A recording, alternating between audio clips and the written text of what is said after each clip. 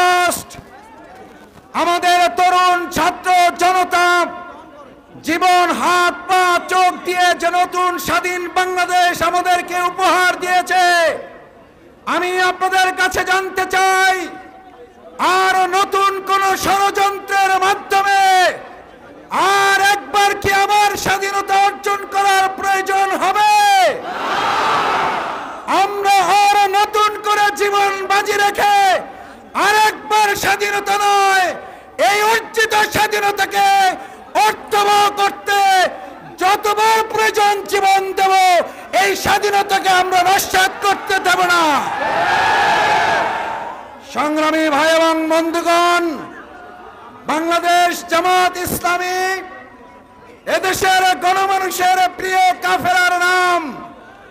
আপনারা ভালো করে জানেন, 17-18 জুলাইয়ের ছাত্র গণ আন্দোলন শুরু হওয়া 2024 সালের 5ই আগস্টের আগ মুহূর্তে তারা যখন আর কোন ট্রাম্প কার্ড দিয়ে আন্দোলন নস্যাৎ করতে পারছিলেন না, একের পর এক তাদের ষড়যন্ত্র ব্যর্থ হচ্ছিল, তখন তারা মনে করেছিল এই আন্দোলনের সবচেয়ে বড় নিয়ামক শক্তি বাংলাদেশ জামাত ইসলামী, ইসলামী ছাত্র শিবিরকে নিষিদ্ধ করলে আন্দোলন থেমে যাবে।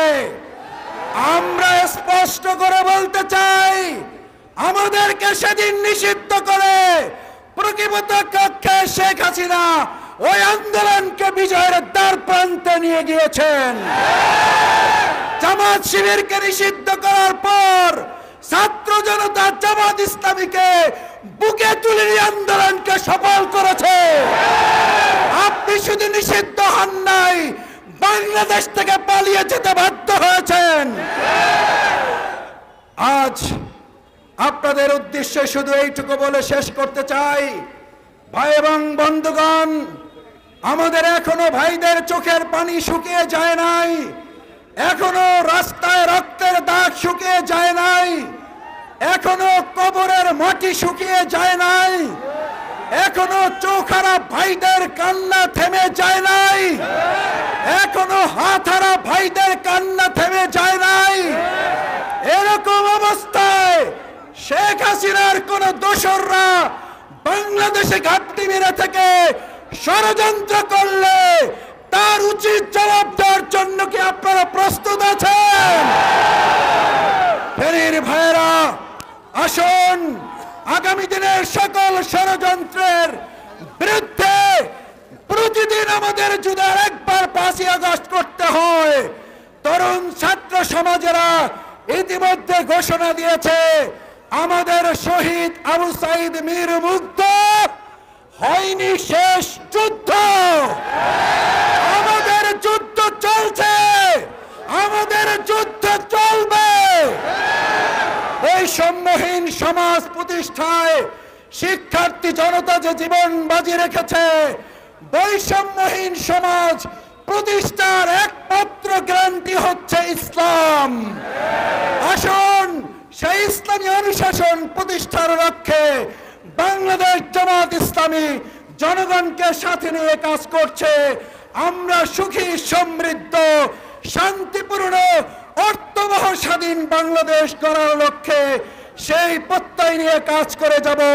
আল্লাহ আমাদের সবাইকে তৌফিক দিন। আমাদের এই ফেনীতে 12 জন ভাই ইন্তেকাল করেছেন, অসংখ্য ভাই জীবনের মুখোমুখি হয়ে গুলিবিদ্ধ আহত অবস্থায় আছেন। আল্লাহ তাদের শহীদ হিসেবে কবুল করুন। আহতদেরকে আল্লাহ তাআলা সুস্থ করে তাদের পরিবারের কাছে ফিরে আসার তৌফিক দিন। আমাদের তরুণ যুবকেরা, আমার শিক্ষার্থী বন্ধুরা, তোমাদের হাতে নতুন স্বাধীনতার এই পতাকা আমরা তুলে দিয়ে গেলাম, এই রক্ষার দায়িত্ব কি তোমরা নিতে পারলে? সেই প্রত্যাশা ব্যক্ত করে আমার সবাইকে ধন্যবাদ, কৃতজ্ঞতা জানিয়ে আমার কথা শেষ করছে। আল্লাহ হাফেজ। বাংলাদেশ জিন্দাবাদ, বাংলাদেশ জামাত ইসলামী জিন্দাবাদ, ফেনী শহর শাখা জিন্দাবাদ। আসসালামু আলাইকুম ওয়া রাহমাতুল্লাহ।